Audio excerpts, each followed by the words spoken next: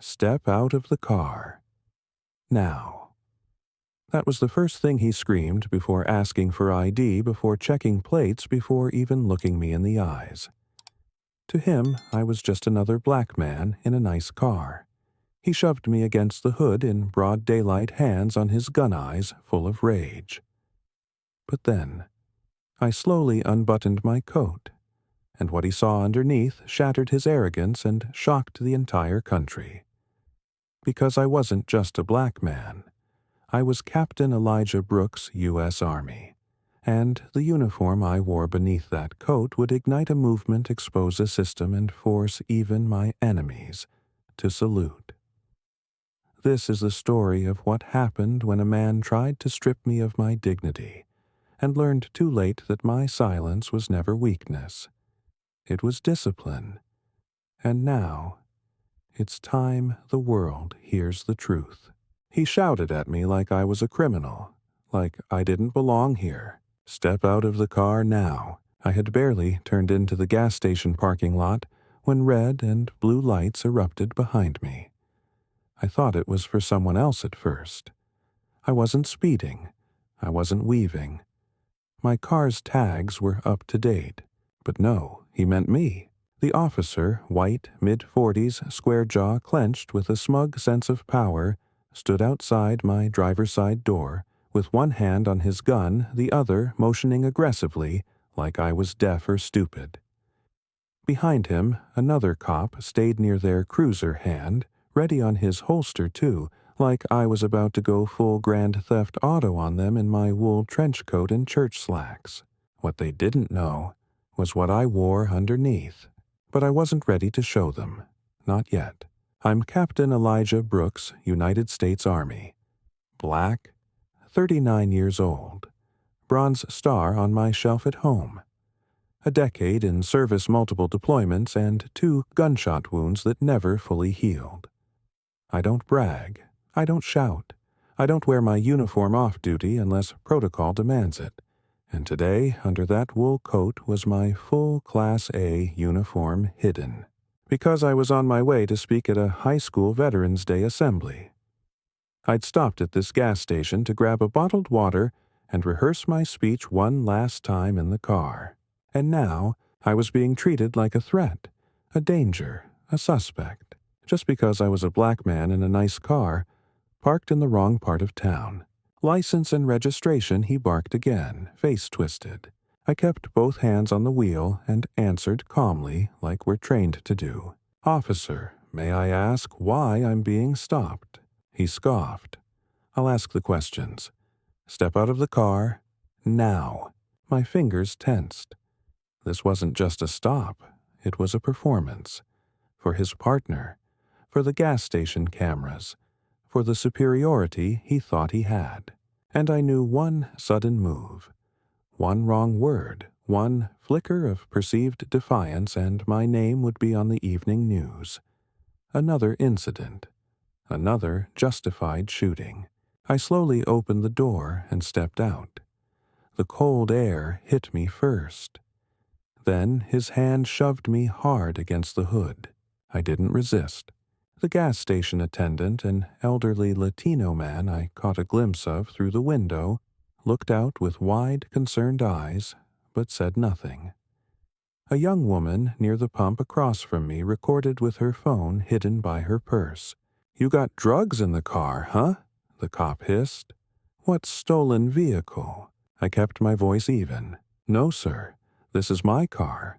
The registration's in the glove box." "May I?" "Shut up," he snapped. My blood boiled, but I swallowed it. I'd faced warlords, roadside bombs, men with rocket launchers. But this kind of war, you fight it with restraint. That's what they don't teach you in boot camp. He pulled my wallet from my pocket himself, tossed it on the hood like trash, then started patting me down roughly, checking my waist, my ankles, like he was sure I had a weapon. I did, but not the kind he was expecting. A laminated military ID, the kind that doesn't expire, and a badge clipped to the inside of my coat.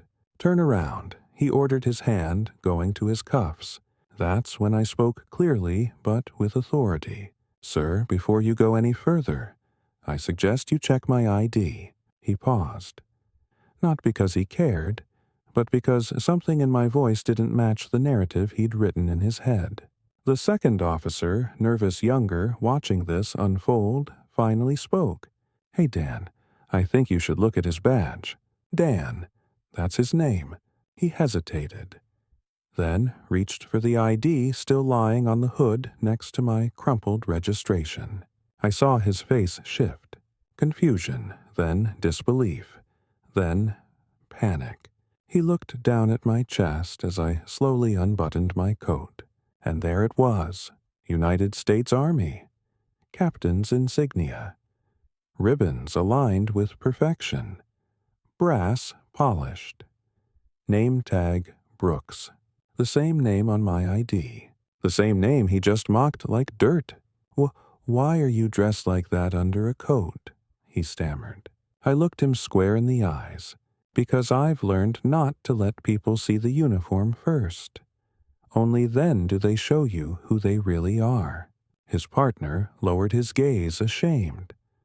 The woman across the lot kept filming. The gas station clerk now stood behind the glass with his hands over his mouth. Dan took a step back. His posture changed. So did his voice. "Captain Brooks, sir. I didn't know." I didn't let him finish. "You didn't care to know." I picked up my wallet and registration, dusted them off like they were worth something again, and took one long breath. "I have a speech to give. I'd rather not be late because of your assumptions." He stepped aside like the ground beneath him had vanished. I walked back to my car in silence, the air thicker now. Not with fear, but with revelation. I wasn't afraid anymore, because the next chapters were already writing themselves. They say the uniform commands respect, that it erases color, that it makes you one of them. I used to believe that. I wore it proudly, thinking the country I fought for saw past the skin and into the soul. But that belief didn't survive my third deployment, and it sure as hell didn't survive the parking lot of that gas station. What they don't tell you when you sign up is this: when you're wearing camo, you're a hero. But when you take it off, you're just a black man again. I drove away in silence. Not because I had nothing to say, but because I had too much, and no one to say it to. The school was only 10 minutes away, but it felt like a desert between two broken Americas. I kept seeing his face, Dan the cop. I kept hearing his voice, venomous, commanding certain of his own story. And I kept wondering if I hadn't worn that uniform under my coat. Would I still be breathing? Let me tell you something about the Army. It gives you order, brotherhood, mission. And for a while, that was all I needed. I enlisted at 21 after my mom died. I had nothing left in my small Louisiana town but debt and memories. The recruiter said I'd find purpose. He wasn't wrong. Iraq, Afghanistan, Syria. I bled in the dust cried behind bunkers held the hands of dying boys younger than my baby brother. But no enemy ever made me feel as invisible as the country I wore on my chest. I remember one mission, Mosul 2017. A kid, couldn't have been older than 14, pointed an AK at our convoy from a rooftop. My squad scattered. I shouted commands. We made it out alive, but the boy didn't. His body collapsed into rubble like he was never real. That night, I sat with Sergeant Mendez, my closest friend out there, and told him I was done pretending what he asked, that when I get home any of this will matter. He didn't argue. He just lit a cigarette and said, "We're ghosts until we die, Cap, but they only remember us in uniform." I arrived at Lincoln High School exactly 2 minutes before the bell rang. The principal, a wiry, enthusiastic woman in her 60s, met me at the entrance. Captain Brooks. We're so honored. The auditorium is packed, all 800 students. I told them you were the real deal. I nodded politely. Let's hope I live up to the hype. As we walked down the hall, kids peeked out from doorways wide-eyed. Some clapped, others whispered, and I saw it again, that strange duality. In uniform, I was a symbol, a lesson, a hero. But how many of their parents would have crossed the street if they saw me in jeans and a hoodie? The lights in the auditorium dimmed. The microphone squeaked as I stepped to the podium. A sea of teenagers stared back, most with phones, some with curiosity, others with boredom. I took a deep breath, not from nerves, but from truth, and I began. I was almost late today, because someone thought I didn't belong. A murmur rippled across the seats. I parked at a gas station. A police officer approached my vehicle. He ordered me out, yelled, threatened. Without reason, silence, until he saw the uniform under my coat. That changed everything. Now they were listening. I'm here to talk about service, but not the kind that gets you medals. I scanned their faces. I'm talking about the service of character, of doing right when no one's watching, of standing when it's easier to sit. Some students leaned forward. Others put their phones down. I've served this country for 18 years. I've been shot at. I've held men as they died. I've protected villages, rescued children, buried friends. Pause. But I've also walked into department stores and been followed by security. I've stood in line behind someone who clutches their purse when they look at me. A black student in the front row nodded slowly, almost imperceptibly. I've had strangers thank me for my service until they realize I'm not the kind of soldier they imagined.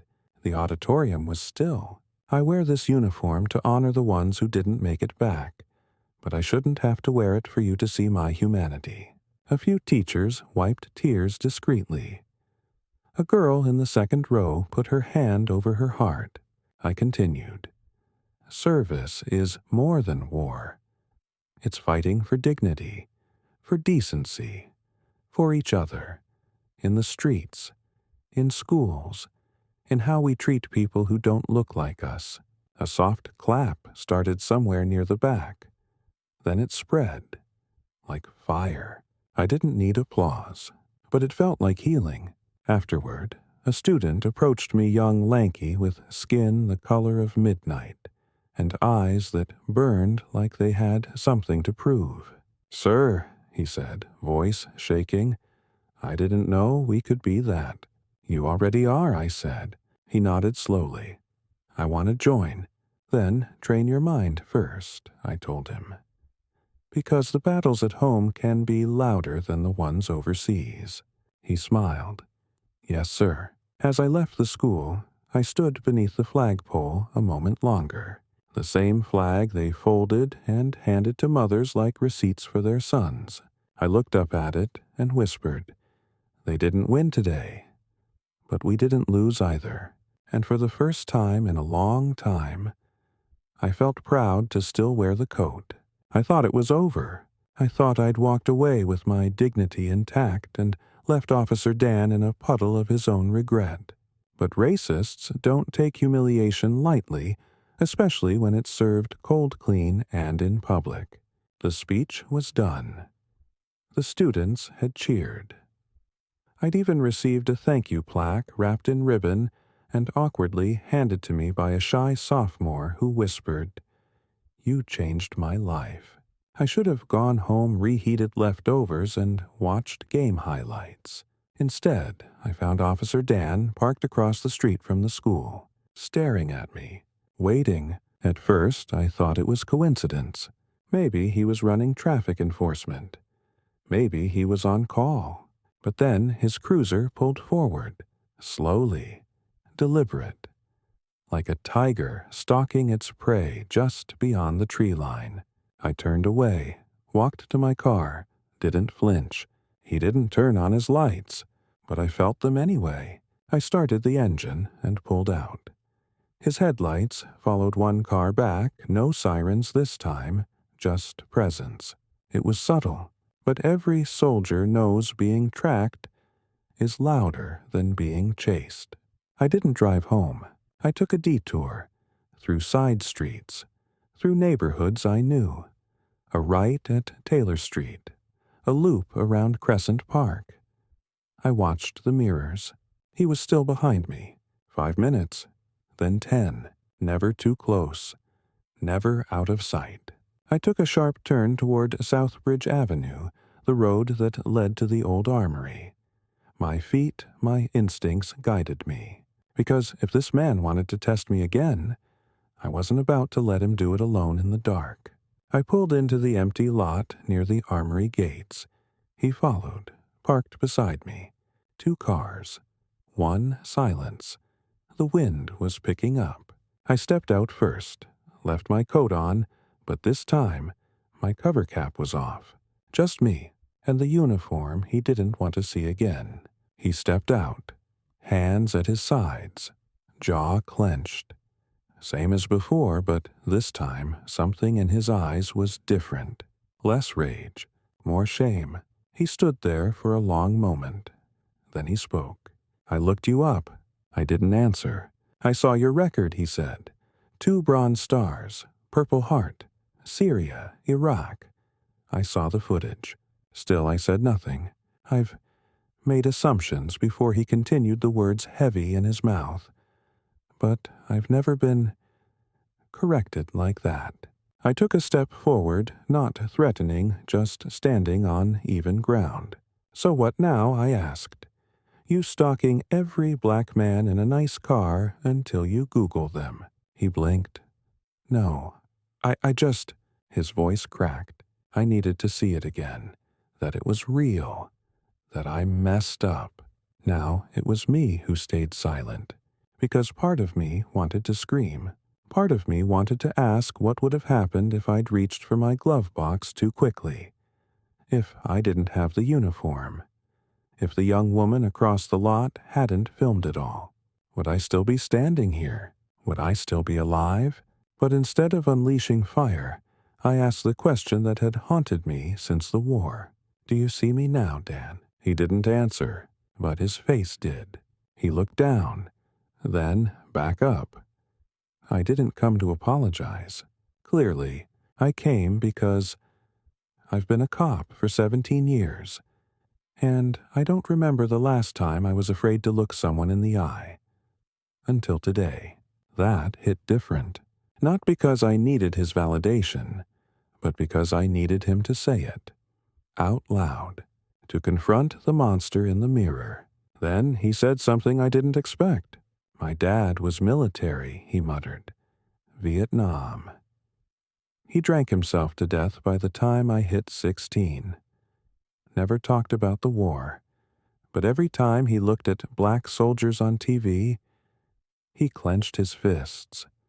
I thought that was just normal. I didn't know it was poison. The wind howled through the empty lot. I stared at him, not with pity, but with clarity. Your father went to war, but he brought a different war home with him. Dan nodded slowly. Yeah, and I've been losing it ever since. I took a long breath and told him something that surprised even me. I don't hate you. His eyes widened. But I hate what you carry. And I hate that you pointed it at me. He looked down, biting the inside of his cheek. I can't undo it, he said. But maybe I can start doing better. I looked past him, toward the rusted armory fence, toward the ghost of the man I used to be when I believed that a uniform made me untouchable. You want to start doing better, I said. Then start when no one's watching. He nodded once, then turned, walked back to his car, didn't offer a handshake, didn't ask for forgiveness, and I didn't offer it, because that wasn't what today was about. This wasn't the ending. It was the beginning of a reckoning. I stood in the lot alone, wind-whipping my coat. My badge caught the sun briefly, just enough to shine, and I knew then they might follow us. They might doubt us. They might even try to break us. But the truth always leaves a shadow they can't outrun. I didn't post it. I didn't even know it existed until 3 days later, when my phone buzzed off the nightstand at 5:47 a.m. with a flood of notifications that didn't stop for hours. Hundreds of tags, dozens of voicemails, missed calls from numbers I didn't recognize, and one text from Sergeant Mendez all the way in El Paso. "Bro, you're trending, and not in the way you think." I sat up in bed, rubbing the sleep from my eyes, heart pounding. I wasn't on Twitter. I barely touched Facebook. I didn't TikTok. But that morning, my face, grim, calm, hands up, was everywhere. Frozen in 1080p, a black man being shoved against a car by a white cop. Then, the reveal, the slow unbuttoning of my coat, the military uniform underneath, the gasp from the bystander, the quiet horror on the cop's face as truth settled like ash over a smoldering fire. The video cut right there, short, sharp, devastating. It had been viewed 1.2 million times before sunrise. The caption read, "He thought he was just another black man until he saw the uniform." Location: Miss Jade Truth. Miss Jade, the girl at the gas station. I remembered the side glance the purse camera. She never said a word, but she saw everything. And the internet. Oh, they were on fire. Disgusting. He was a soldier, a hero. This is why we kneel. This is why we film. No more bad apples excuses. That cop didn't even ask questions. The restraint this man showed. God bless him. Some said I should sue. Others said I should run for office. A few said I should have decked him right there on the hood. But beneath the support something darker slithered. Fake badge. Bet he bought it on eBay. Why would a real captain wear a coat over his uniform? Just another staged race bait video. Don't fall for it. It never takes long for poison to find its way in. By noon, I had news vans circling my driveway. CNN, MSNBC, even a Fox affiliate trying to spin the angle. Hero captain humiliates rogue cop. But what's the full story?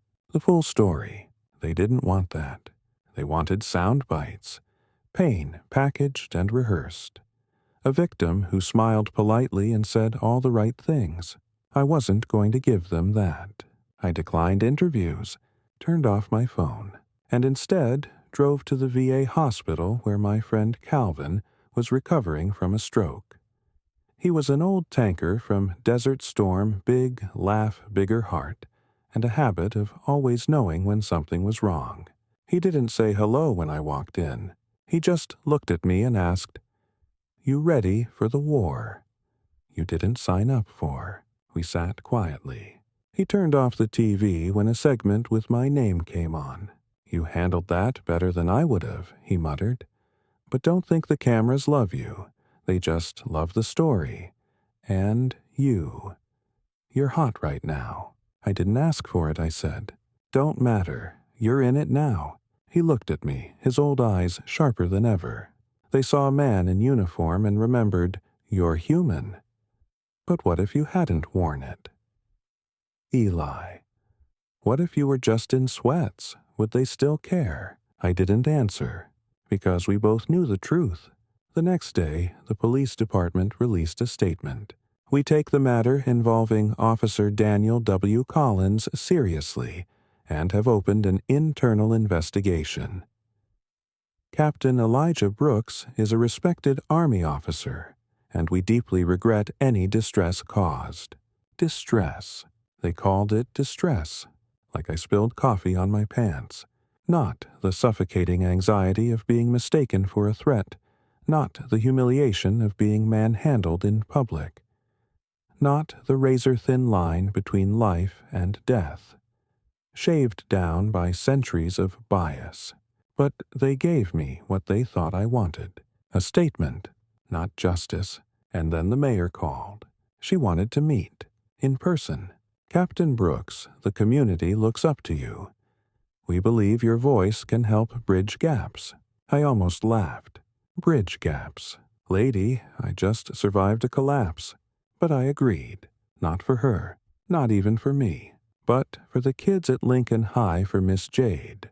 For the nameless, voiceless millions who never got their apology because they didn't have a camera, a uniform, or a miracle.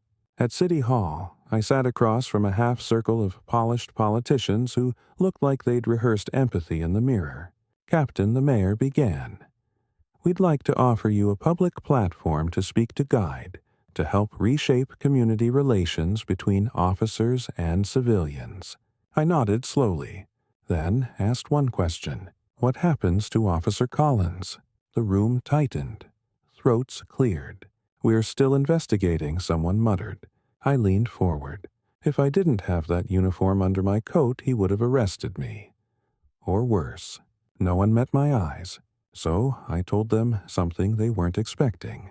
I'll speak. I'll guide. I'll show up for the youth. But not until you show up for accountability. Silence. I stood. You want the community to trust you. Start by showing them justice doesn't only wear a badge. Then I left. No camera crew. No handshake photo op. Just my name, and the shadow it now carried. That night Miss Jade messaged me. She wrote, Captain. Thank you. My little brother watched the video 10 times. He says you're the real Captain America. I stared at the screen, my throat tight. Then I wrote back. Tell him real heroes don't need shields, just the courage to keep standing. It had been 8 days since the video. 5 since the city's lukewarm apology. 3 since I turned down the mayor's photo op and walked out of that polished echo chamber with nothing but my name. I was tired. Not the kind of tired you sleep off. The kind that seeps into your ribs, clings to your spine, and settles somewhere deep between your dignity and your doubt. I thought I'd closed the book on Dan Collins, but the story wasn't done. Not yet, because that morning at exactly 9:42 a.m., he knocked on my door. At first, I didn't open it. I watched from the peephole. There he was, same square jaw but different eyes. No badge, no belt. Just a navy windbreaker jeans and what looked like shame woven into every thread of his posture. I cracked the door just enough. What do you want? His voice was low, measured. To talk, that's all. I let the silence stretch long enough for him to feel it. To feel me. Then I opened the door, not for him, but for the truth that needed to be dragged out of both of us. We sat on my porch. No coffee, no pleasantries. Just the wind and 2 men trying to cross a canyon carved by history and heat. I know I don't deserve to be here, he began, but I couldn't carry it any more. He reached into his pocket.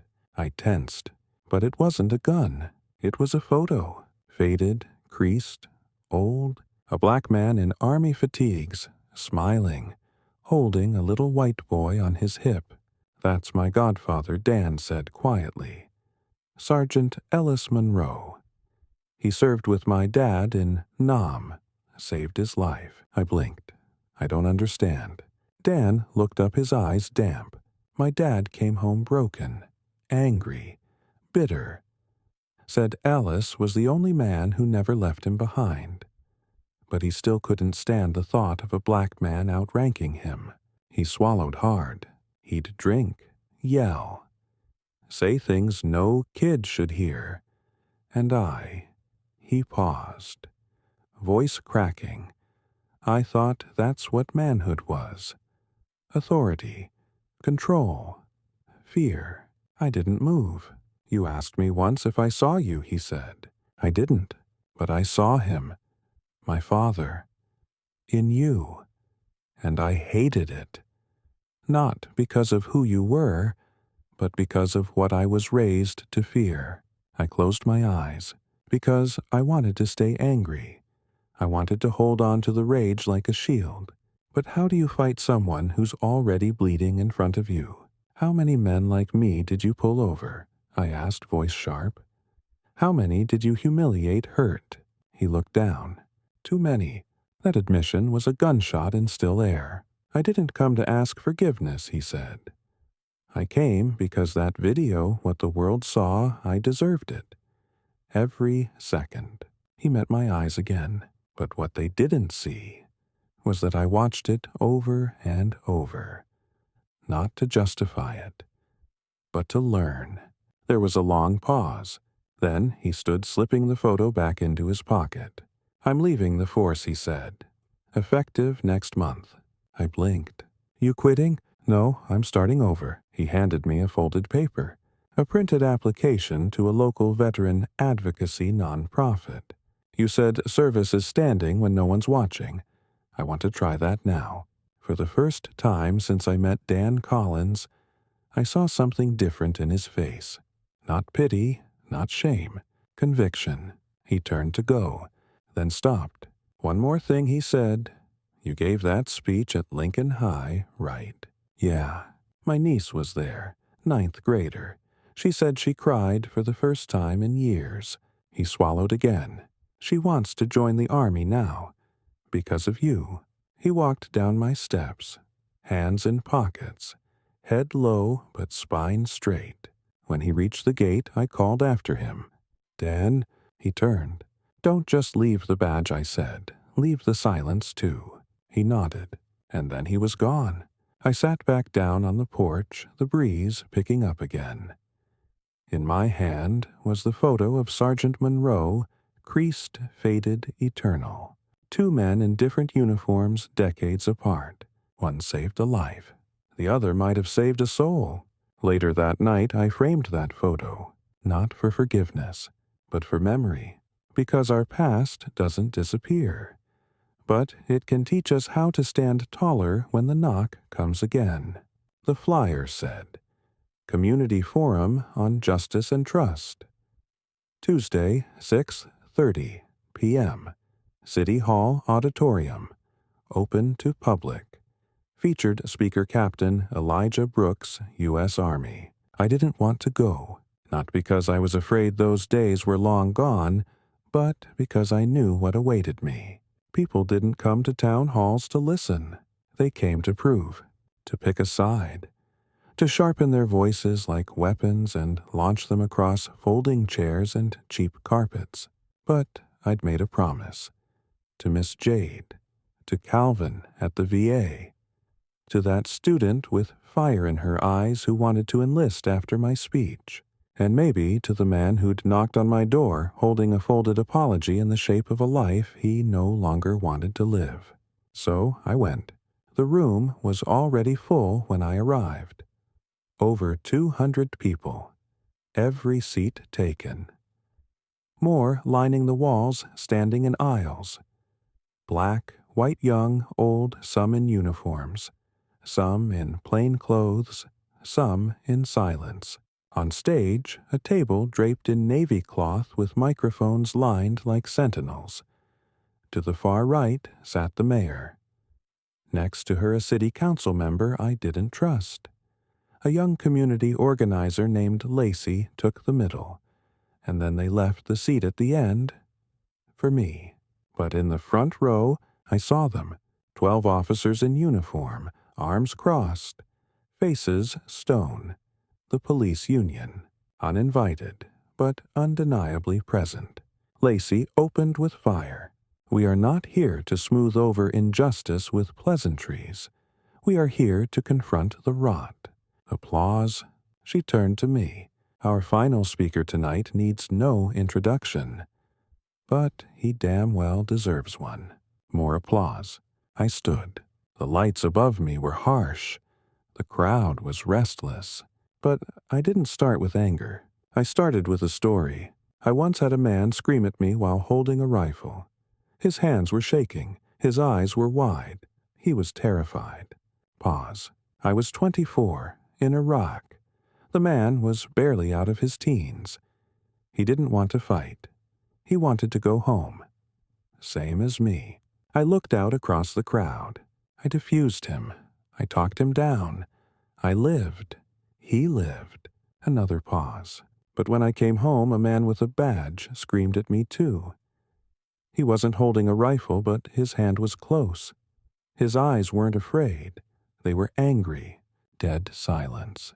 And this time, I was the one who wanted to go home. I scanned the room. Do you understand the math of that? I was safer in a war zone than in a parking lot. Safer talking to someone who didn't speak my language than speaking to a man who wore my country's flag on his chest. Gasps. Murmurs. One person clapped, then stopped. I'm not here to vilify the police, I said. I'm here to tell you that a badge is not a blank check for fear. And a uniform, no matter its color, is not protection from racism. The Union officers stared unmoved, but the crowd. They leaned forward like the truth was oxygen. That's when it happened. A man from the back, late 50s. Police sergeant, stripes on his collar, stood up and barked. Maybe, if you'd acted like a law-abiding citizen instead of a suspect, none of this would have happened. The room snapped.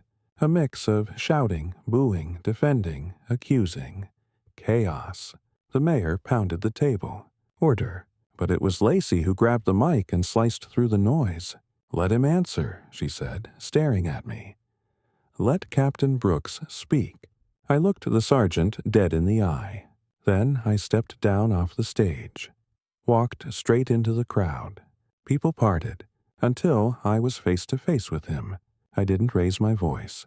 Sir, I've buried 24 brothers in arms. Held them as they bled out. Attended funerals where the flag was folded like a secret.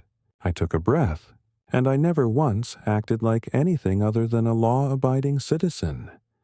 But your definition of law-abiding comes with conditions I never agreed to. He opened his mouth. I raised my hand. No, you don't get to talk over me in here like you do out there. Thunderous applause erupted. I turned back to the crowd. This isn't about one bad cop or one viral video.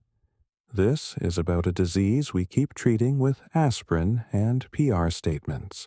More applause. This is about the silence. The code.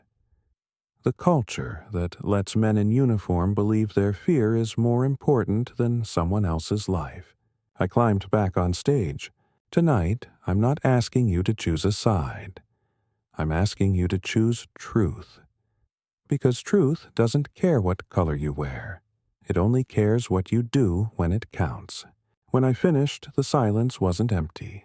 It was heavy, reverent. Then an older woman in the third row stood up. She was black, hair silver, hands trembling. I lost my nephew to a traffic stop, she said. No uniform, no video, no justice. She sat down, and the next person stood up. I served too, said a white Marine, and I've been silent too long. Then a teenager. I want to be a cop. But not like this. Not like them. One by one, voices rose. Not in rage, but in reckoning. The sergeant who challenged me. He left. Quietly. No one followed him. But a few of the other officers stayed. And for the first time they listened. Not because they had to, but because something inside them cracked. Maybe it was pride. Maybe it was the illusion of safety. Maybe it was truth. That night I walked outside and looked up at the stars. Same sky I stared at in Mosul, in Kandahar, in silence. Only this time I didn't feel alone under it. Because sometimes a voice isn't just heard, it's echoed. And echoes change landscapes. They say justice is blind, but I've learned it's more often just hard of hearing, until enough voices make the ground itself ring. 3 weeks had passed since the forum.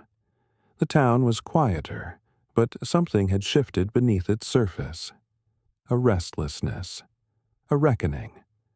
The video still circulated now subtitled in 5 languages. Colleges were using it in ethics courses. Veterans were writing letters. Kids were sketching pictures of me in crayon next to flags they believed in again. And then, one day, the city announced the results of the investigation. Officer Dan Collins officially dismissed. Not suspended, not reassigned. Dismissed. But it didn't end there. They invited me to a ceremony, not one for show, one for change. I almost didn't go. Truth be told, I didn't want another room clapping at me like that made up for anything. But something in me whispered, "Finish what you started." So I put the uniform on again. Clean, pressed every pin aligned. I laced my boots, tucked in the flag I always carried in my inside pocket, the one I took from the chest of my best friend in Fallujah after he bled out beside me. Then I drove to the hall, and what I saw when I entered froze me. Not a single spotlight, no news crews, no cameras, just 30 chairs, all filled.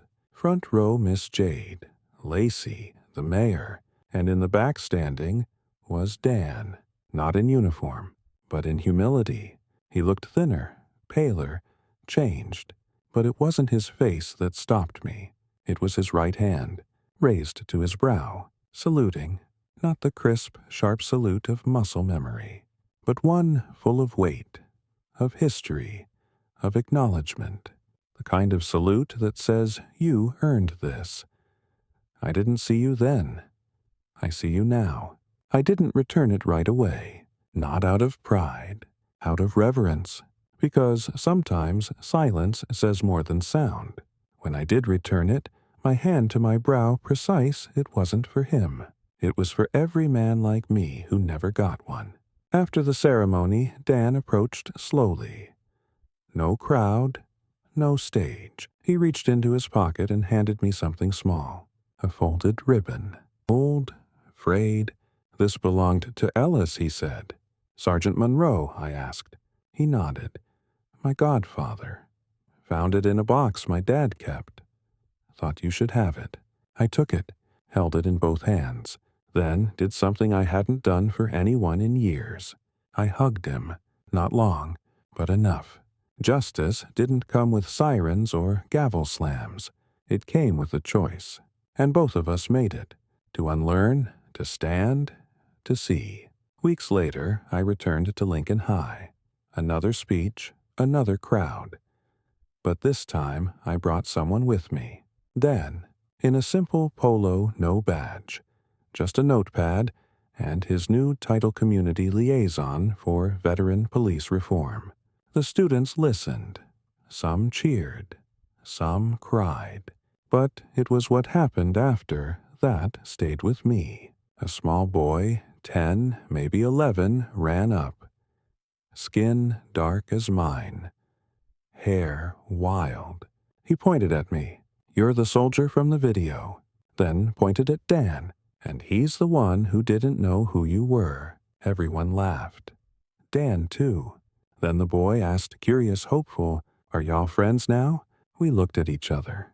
And I said, we're something better. What's that? The boy asked. We're proof. Later that night, I stood on my porch again. Same breeze, same sky. But I was different. Because for the first time since I came home from war, I didn't feel like I was still in it. Epilogue. Message to you. If you're reading this and you've ever been silenced, profiled, dismissed, know this.